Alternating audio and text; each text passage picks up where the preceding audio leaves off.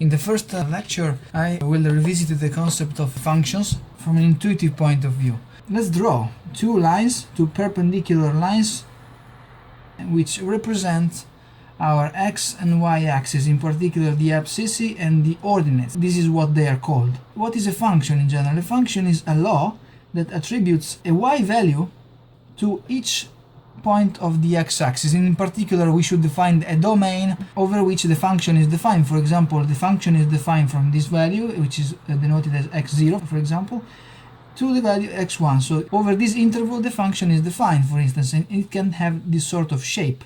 So for every point inside this domain, for instance x prime, we get a value y prime on the ordinates. So this is the very simple concept of a function. For instance, let's take the function y equal to x squared. Sometimes the function y is also denoted as f of x, which is a function which takes the independent variable x and gives us the value y. Okay, we can also think of it like that. And if you want to draw this function, this is a very simple function. For instance, if x is equal to 0, this equation tells us that y is also equal to 0, because y is equal to x squared. So x squared in this case is 0 squared. But 0 squared is equal to 0, so we get 0. If, for instance, x is equal to 1, we would obtain 1 squared, so the y is equal to 1. If x is equal to 2, we obtain 2 squared, which is equal to 4. So it's 1, 2, 3, so on and so forth, 4.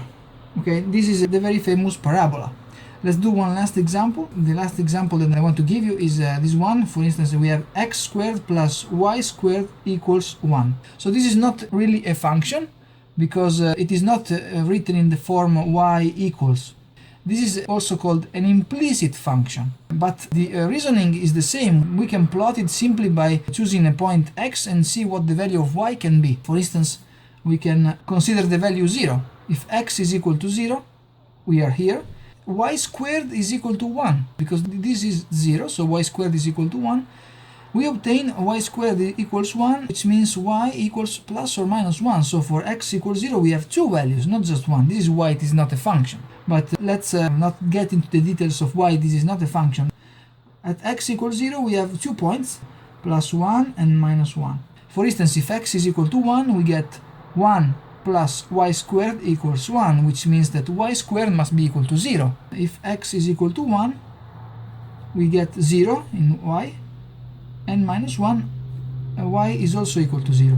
Okay, so we have these 4 points. It is not difficult to see in general that we have a circle. Actually, it's a circumference. The circle also considers the area inside, but this is the first video, and in the next one we will focus on other concepts very important and related to functions.